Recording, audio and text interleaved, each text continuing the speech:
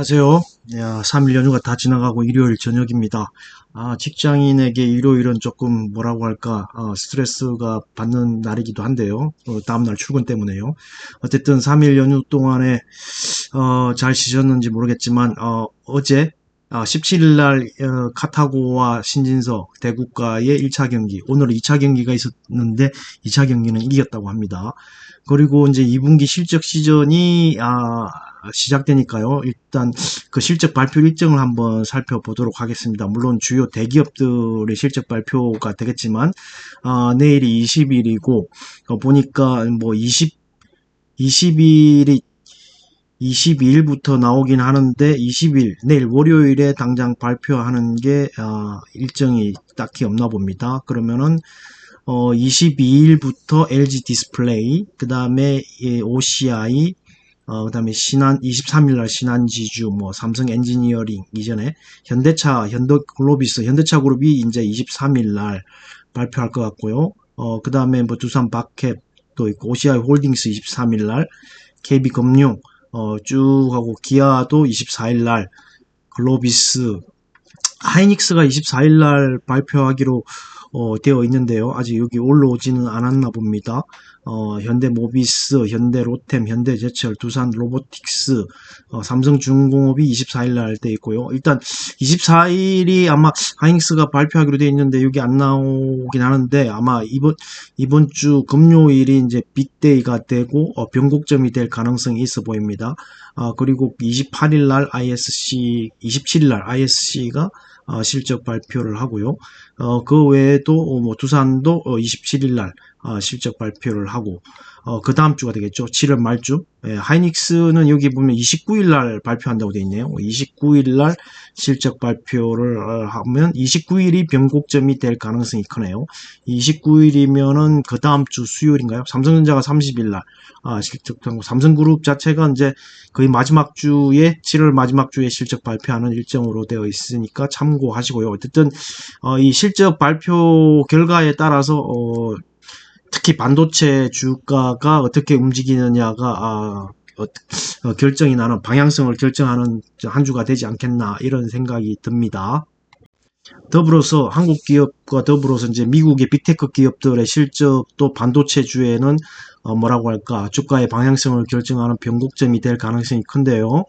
일단 미국 같은 경우에 보시면 다음 주에 빅테크 기업들이 대거 실적 발표를 합니다. 일단 7월 22일 같은 경우에 알파벳, 테슬라, 텍사스 인스트루먼트, 그다음에 인텔은 23일, 아마존은 29일, 메타 29일, 마이크로소프트 29일, 애플 30일, 엔비디아는 8월 26일이 되고요.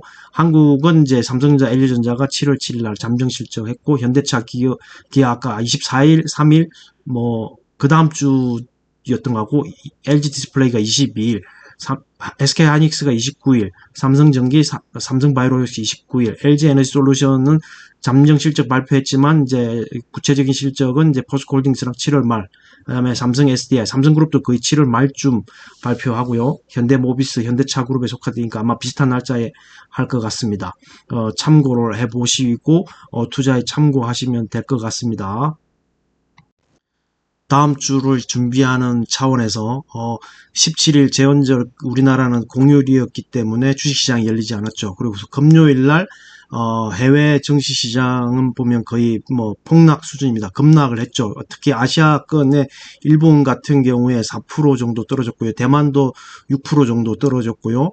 다른 뭐 중국도 제법 많이 떨어졌죠. 중국도 많이 떨어지고 이제 미국 같은 경우에도 많이 떨어졌습니다. 어쨌든 나스닥 1.4%. 근데 상대적으로 선방한 격이 되죠. 아시아 국가는 어제 또 제가 말씀드렸지만 뭐 반도체, 2차 전지, 이 조선 이런 게 다 아시아의 제조업이 강하다 보니까 그런 게 주류를 이루다 보니까 반도체가 꺾임으로써 지수가 많이 하락한 걸 알 수가 있죠.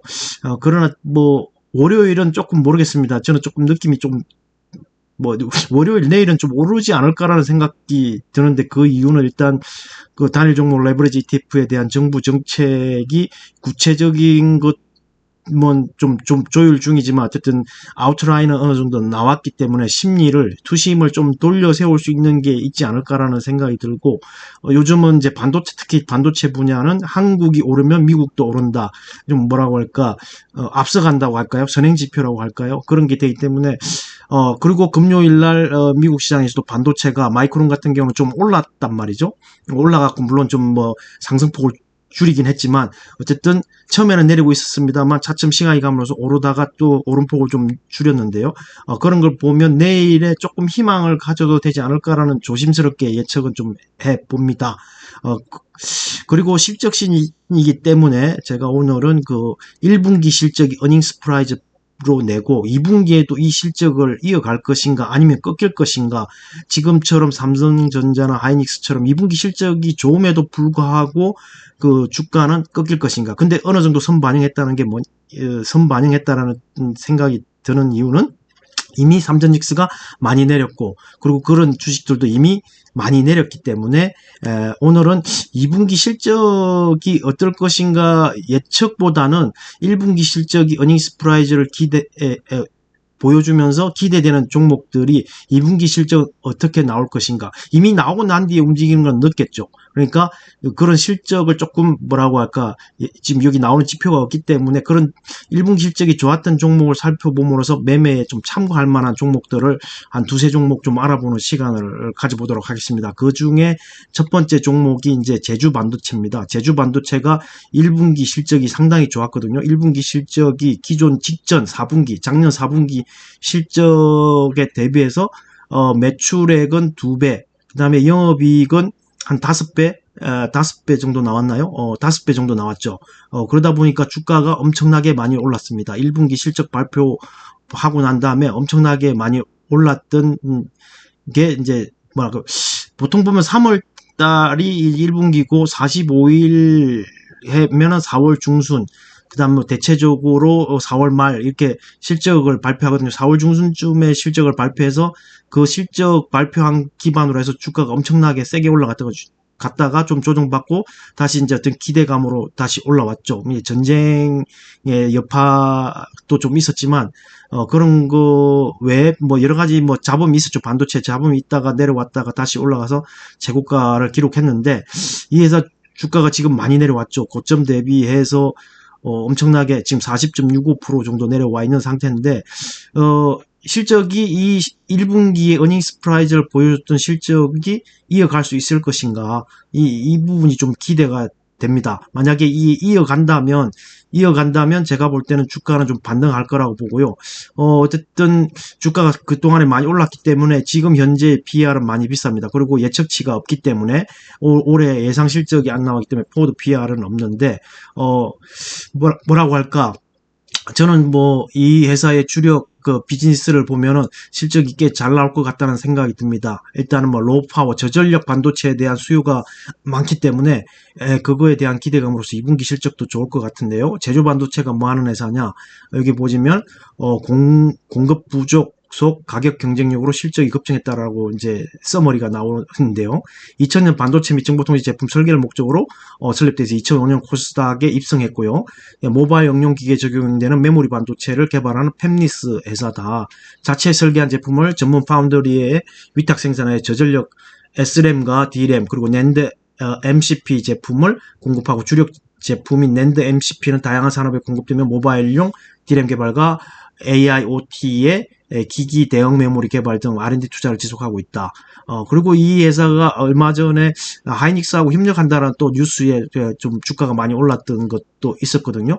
일단 전 세계적으로 LPDDR 지금 5지만 5 그다음 4 그런 거지만 어쨌든 로우 파워라고 하는 저전력 반도체에 대한 수요는 꾸준하게 증가하기 때문에 이 회사의 실적도 좀 증가할 거라고 예상이 됩니다. 어쨌든 1분기 실적이 어닝 스프라이즈로 나왔기 때문에 1분기 실적이 직전 분기 매출액의 2배가 되고 영업이익은 5배 정도 나왔단 말이죠. 이렇게 보시면 한 개 분기에 어떻게 보면은 작년 실적보다 2배 나왔다는 거죠. 작년 1년 전체 실적의 2배가 나왔어요. 영업이익이. 예, 이것만 봐도 어마어마한 실적이라고 볼 수 있는 거죠. 매출은 뭐 작년 전체 매출액이 3,022억이었는데 1,800억 나왔는데 영업이익만 보면 작년 한 해에 359억을 번 회사인데 한 개 분기에 671억을 벌었다? 이건 좀 어마어마한 거죠. 그리고 만약에 그냥 보수적으로 잡고 이 회사에 뭐 한 분기 500억을 잡는다 치면은 500억 치면은 1년에 2천억이 되죠. 2천억이 되면 이 회사가 PR을 10배 준다. 그러면은 시총이 2조가 돼야 되는 거겠죠? 그럼 지금 시총이 2조 8천억이니까 좀 비싸긴 하네요. PR이 좀 높긴 한데 만약에 그 2천억을 뛰어넘는다. 예를 들어서 뭐 지금 671억이니까 뭐 700억 저 잘 나온다는 걸 가정했어요. 뭐 700억 뭐 650억 잡아도 반기에 1,300억, 2,600억. 그래도 10배가 넘긴 하네요. 어쨌든, 좀 비싼, 이 주가도 좀 싸 보이지는 않습니다만은 2분기 실적이 좀 기대가 되고 1분기 실적을 뛰어넘는, 실적을 보여줄 것인가에 대한 어떤 기대감이 좀 있기 때문에 이 종목을 유심히 살펴보자는 차원에서 일단, 제주 반도체를 언급했습니다. 일단 뭐 영업이익률도 잘 나오고 유보율도 좋고 뭐 ROE도 좋고 상당히 뛰어난 회사입니다. 예, 다만 이제 배당금은 없네요. 두 번째로 살펴볼 종목이 이제 DI라는 회사입니다. 이 DI도 1분기의 실적이 이제 1,057억에 189억. 직전 분기 대비해서도 뭐 매출은 뭐 한 700억 정도 증가했지만 영업이익이 한 4배 정도 43억에서 189억. 물론 이제 계절에 따라서 좀 다뤄지겠죠. 4분기와 1분기에 직전 동기 대비해서 뭐 비교를 해야겠지만 어쨌든 작년 25년도 전체 영업이익 365억 대비해서 50% 정도를 차지하니까요. 이 정도면 꽤 선방한 거고 2분기에 직전 2분기 여기는 막 제주 반도체와 다르게 2분기에 정권사 예상치도 나오고 26년도 예상치도 나오기 때문에 좀 밸류에이션 계산하는데 좀 도움이 될 것 같은데 2분기 실적도 보면 189억 1분기 실적에 비해서 303억 정도 매출액은 1645억 이 정도로 나온다고 해도 이 두 개만 합쳐도 작년 뭐라고 할까 영업이익을 뛰어넘는 실적이 됩니다. 근데 이 DI 차트를 보시면 상당히 많이 내려앉았거든요. 상당히 최고가가 그 42,500원, 올해 1월 32일까지, 물론 이게 이제, KRX 마켓인지, NXT 마켓인지 지금 안 모르겠습니다만은, 하여튼 최고 가격 대비해서 50.82%까지 떨어졌다는 거는, 낙폭이 좀 심하다. 이런 생각이 듭니다. 2만원대에 걸쳐 있는데, 이 정도 가격이면 충분히 밸류에이션 상으로 매력적이지 않나라는 생각이 들고요. 이 회사가 그러면 뭐 하는 회사냐?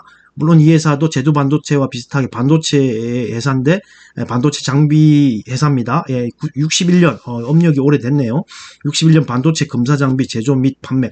우리나라가 반도체를 언제부터 했는지 모르겠지만 61년이면 상당히 오래됐네요. 반도체 검사 장비 제조 및 판매 등을 영위할 목적으로 설립됐으며 96년 유가전 코스피 시장에 상장했다는 거죠. 주요 종소계산 디지털 프론티어, DI, 재팬 코퍼레이션, DIC 뭐 여러 가지가 있고요. 주요 사업은 반도체 장비, 전자파, 차폐체 등 전자부품, 해외 하이엔드 오디오 브랜드 수입 판매, 2차전지 검사 장비 사업 부분으로 구성이 되어 있다. 그리고 이제 뭐 실적이 좋았다는 거 외에 반도체 장비 사업 부분에서 신규 HBM4 검사 장비의 수익성 개선으로 영업이익이 크게 증가했고 HBM4 웨이퍼 테스트 양산 공급 본격화로 고급 부가가치 검사 장비 시장 입지를 강화하고 있으며 버닝 보드 국내 시장 점유율도 지속 확대 성장세가 이어질 전망이다. 이런 사업을 영위하고 있다는 걸 참고해 주시고 DI가 보시면은 이제 PR이 상당히 높네요. 118배. 그럼 포워드 PR은 훅 떨어집니다. 13.66배면 그만큼 실적이 많이 좋아지기 때문에 포워드 PR이 많이 떨어지겠죠. 거의 10분지 1, 뭐 9분지 1로 떨어지는데 그리고 이 회사 외국인 지분율이 아까 제주 반도체와는 다르게 증가하고 있는 게 차이네요. 아까 제주 반도체 외국인 지분율은 상당히 많이 떨어졌더라고요. 뭐 9%대에서 1%까지 떨어졌던데 이거는 지금 상당히 꾸준히 증가하고 있는 게 좀 매력적으로 보입니다. 현재 시가총액이 6천억이니까 뭐 지금 6천억 정도면 뭐 올해 벌어들이는 영업이익이 600억 정도면 PR이 10배가 된단 말이죠. 그런데 이게 967억이니까 PR이 10배 이하로 떨어지는 겁니다. 6천억에 967을 나누면 10배 이하로 떨어지겠네요. 밸류에이션상 매력적으로 이 예산은 보입니다. 그래서 뭐 실적이 2분기에 이거를 뛰어넘느냐, 좀 하야하느냐에 따라서 주가가 좀 달라지겠지만 워낙 차트상으로 볼 때 많이 떨어졌기 때문에 이 정도 위치에서는 DI가 상당히 매력적으로 보인다는 겁니다. 제조 반도체, 그다음 DI 두 종목 일단 알아봤고요. 제가 개인적으로 작성해서 참고하고 있는 종목도 보시면은 제주 반도체도 실적이 꽤 잘 나옵니다. 25년 1분기에 대비해서도 엄청 실적이에요. 동기 대비, 그다음에 직전 분기 대비, 25년 1분기 비해서 엄청나게 20배? 상당히 엄청나게 크게 줬죠. 직전 분기 대비해서도 한 5배, 이렇게 했고, 영업이익률이 무려 37.19%니까요. 엄청나게 좋은 실적을 기록했습니다. 2분기에 여기에 어떤 숫자들이 찍힐지는 좀 지켜봐야 될 것 같고요. 그 다음에 제가 두 번째로 말씀드린 게 이제 DI인데, DI도 작년 동기 대비해서는 실적이 조금 감소했는데 영업이익은 2배 정도 늘어났고요. 매출액은 좀 줄었습니다만 순이익도 꽤 많이 늘어났고 영업이익률도 꽤 좋습니다. 또 마찬가지로 2분기에 어떻게 실적이 찍히나에 따라서 좀 달라지겠지만 여기는 이제 26년도 예상 실적이 나오니까요. 여기에 대비했을 때 PER 정도가 9.56배, 10배가 안 된다는 거죠. 그 다음에 PSR도 1.57배니까 상당히 매력적이다라는 생각이 듭니다. 이런 부분도 좀 참고를 하시고요. 세 번째 종목은 K스택입니다. 한미반도체, 그 다음에 PSK 홀딩스와 마찬가지로 반도체 장비주고요. 1분기 실적이 1561억, 348억의 영업이익, 그다음 당기순이익은 316억, 직전 분기 대비해서도 잘 나왔고, 작년 영업이익이 600억 정도였습니다. 600억인데 1분기에 348억, 매출액도 작년 3,829억 대비해서 절반 정도 했고, 올해는 6,528억 하고, 영업이익은 1,462억 정도, 당기순이익은 1,300억, 이 정도 기록할 거라고 예상된다고 증권사 예상치가 나와 있고, 영업이익률이 20%대가 넘으니까 이 회사도 상당히 좋아 보인다. 반도체 장비주는 제가 한미반도체, 그 다음에 PSK 홀딩스 이야기하면서 계속 말씀드렸지만, 펩 정설하기 때문에 이런 회사들의 실적은 계속적으로 좋아질 수 있다라는 생각이 듭니다. 이 회사는 이제 2017년 KC로부터 반도체 장비 소재 사업 부문 인적 분할돼서 종속회사로 KC텍 아메리카가 있다는 거. 그다음에 반도체 디스플레이 공정에 사용되는 장비와 소모성 재료의 제조 판매를 주력 사업으로 하며 CMP 뭐라고 할까 이게 식각이라고 해야 되나요? 슬러리라는 거 제거하는 거. CMP 슬러리. 그 다음에 웹 클리닝 시스템 등을 갖추고 있다. 반도체 소자 업체의 설비 투자 변화에 탄력적으로 대응하고 블라블라 이런 게 있고 실적이 좋고 반도체 부분은 AI, 빅데이터, 자율주행차 기술 발달 수요 확산으로 CMP 장비, 슬러리 소재 수요 증가하여 실적이 크게 개선되고 있다. IT OLED 시장 8.6세대 양상 기술로 블라블라 이렇게 해서 참고를 하시면 되겠고요. 주력 산업이 그렇습니다. 그리고 이 회사가 지금 보면 PER이 39배, 포워드 PER은 13배. 아까 그 DI하고 비슷하게 나오네요. DI는 분명히 그 예상치로 하면 10배 이하로 떨어지고요. 그 다음에 이제 여기도 보면은 외국인 지분율이 좀 오르다가 좀 떨어지긴 했는데 그래도 제조 반도체만은 안 하는 변동성이 제조 반도체가 상당히 크군요. 그리고 지금 외국인 지분율은 12% 정도 나오고 시가총액이 한 2조대 나오네요. 시가총액이 2조대 나오고 지금 영업이익이 아까 1000억, 1400, 1500 니까 약간 조금 비싸 보이긴 하네요. 밸류에이션이 이 시가총액이 2조대인데 영업이익이 한 1462억이니까 2000억 정도는 나와야 한 10배 정도 되니까요. 조금 비싸 보이긴 하지만 이 KC텍도 2분기 실적이 지금 1626억에 366억 그렇게 증가폭은 커 보이지 않습니다만은 이보다 더 좋은 실적을 낸다. 그러면 주가는 조금 더 움직일 수 있다는 생각이 듭니다. 현재 위치는 조금 비싸 보이긴 합니다. 어쨌든 주가도 12만 4,800원 찍고 한 7만원 중반대까지 떨어졌다 지금 99,000원 왔는데 이번 주에 좀 조정을 받는다. 만약에 반도체 장비주가 이번 주에 좀 조정을 받는다. 그러면 분할로서 조금 접근해보는 것도 나쁘지 않을 것 같습니다. 1분기 실적이 좋은 업체들이 2분기 실적에 따라서 어떻게 2분기 실적도 기대가 되고 2분기 실적에 따라서 주가가 좀 상방으로 올라갈 수 있는 후보군 세 종목, 그러니까 제주반도체, DI, 캐시텍 세 종목에 대해서 알아봤습니다. 다음 주에도 변동성이 커질지는 모르겠습니다만은 제 개인적인 생각을 말씀드린다면 정부에서도 단일 종목 레버리지 ETF에 대한 그런 내용도 발표했고 기사도 났지만 3천만 원 현금이 3천만 원 있어야 된다. 그리고 20주 단위로 매매를 해야 된다. 여러 가지 이야기가 나오고 있습니다만 그런 게 과연 도움이 될지는 모르겠습니다. 근데 제 개인적인 생각으로는 좀 그렇습니다. 미국 증시가 다른 우리나라나 아시아 증시보다 변동폭이 적은 이유는 그만큼 돈이 많다라는 거죠. 전 세계의 돈을 다 빨아들이는, 그러니까 자본시장의 어떤 선두자격이기 때문에 모든 글로벌 자금이 그쪽으로 모여들어서 하락폭이나 상승폭 이런 게 이전에는 우리가 훨씬 적었죠. 거래 대금이 적어서 적을 수도 있는데 지금은 물론 지금도 거래 대금이 적어서 변동폭이 더 크다라는 생각이 들고 그거는 이제 소수 몇 종목에 몰리다 보니까 그것도 그 종목이 지수를 크게 움직일 수 있는 시가총액이 1, 2 하는 종목의 변동성이 커서 그렇다고 보여줄 수 있는데 제 개인적인 생각으로는 지금 미국 시장하고 좀 차이가 나는 게 우리나라 퇴직연금 자금을 투입해야 된다. 주식시장에 투입해야 된다는 거죠. 지금 금융선진화 차원에서 부동산 자금을 금융시장에 옮긴다라는 그런 지지도 있겠지만 제가 볼 때는 퇴직연금 우리나라 너무 보수예요. 퇴직연금 수익률이 연일 물가 상승률보다 안 돈다는 게 말이 됩니까? 그러면 내가 퇴직연금을 냈는데 그게 물가 상승률보다 수익이 안 늘어나면 그 퇴직연금 할 필요가 있나요? 물가가 훨씬 오르는데 현금 가치가 녹아내리고 있잖아요.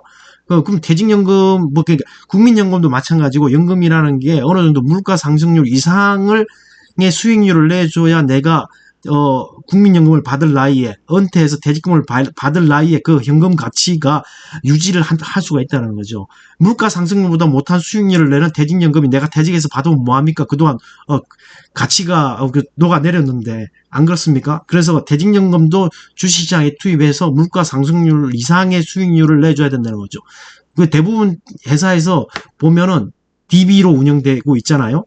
그게 수익률이 물론 수익률이 그게 마지막 근무일 평균 어쩌고 저쩌고 월급에 그건 월급이 많이 오를 경우에는 좋습니다. 월급이 많이 오를 경우. 근데 지금처럼 월급이 많이 올려주는 기업이 있나요? 직장이 그렇게 많나요? 그거는 돈 잘 버는 기업 소수 기업이겠죠. 대부분은 월급이 물가 상승률만큼 오르거나 정체되거나 그런 경우가 많죠. 그렇게 되면 퇴직연금이라는 게 의미가 없어요. 수익률이 안 나기 때문에 DB가 의미가 없다는 거죠. 그러면 이런 주식시장으로서의 유입으로 해서 그만큼 돈 많은 기업들에게 편성을 해서 수익을 시장 수익률 이상을 내야 된다는 게 제 생각입니다. 그래서 퇴직금을 주식시장에 넣어야 된다. 그런 생각이 듭니다. 미국에는 법적으로 월급을 받으면 그 일정 금액을 주식시장에 들어가게끔 만들어 놨잖아요. 그런 생각이 들고 그 전에 이제 말씀드리려고 하는 게 이 화면에 띄워놓은 건데 어쨌든 글로벌 주요 주식 거래 대금 순위를 보면 1, 2위가 이제 나스닥, 뉴욕증권, 미국이고요. 여기 보시면 월 거래 대금이 2.73조 달러, 엄청난죠. 달러 1,000원만 잡아도 이게 2,700조가 넘는 거고, 그러면 3,500조? 3,500조 이상이라는 거죠. 월. 예, 3,500조. 그 다음에 이제 3등이 심천 중국이고요. 4등이 또 미국 이제 CBOA 글로벌 파생상품 거래 다중자산. 그 다음에 5위가 상하이 증권 거래소. 6위가 일본 거래소고요.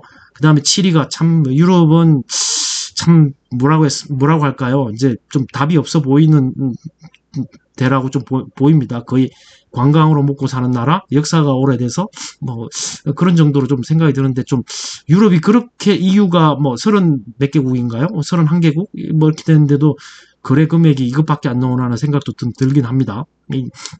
홍콩 거래소가 8위, 인도 9위, 10위가 이제 우리나라인데 여기에서 제가 볼 때는 퇴직연금을 좀 더 해서 이 변동성을 좀 줄일 필요가 있다.